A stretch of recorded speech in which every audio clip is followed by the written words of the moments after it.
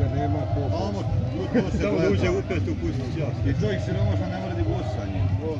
Kako boš kad hoće da uzmu 10.000 eura?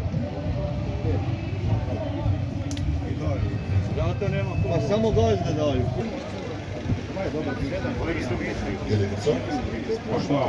Kaže mi gazda Bukanić ono diga.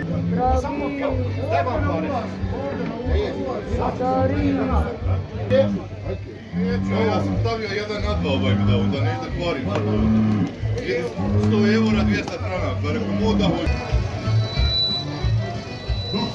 Evo ovako, da vas pozdravim, da vam poželim ugodan boravak ovdje u ime Neđada Kozarca. Prva njegova korida i prva će sigurno po onome što je pripremio biti dobra. A Neđad kaže, Azime pozovi sve vlasnike bikova Modača u centar arene radi kraćeg dogovora. Da se lijepo pozdravimo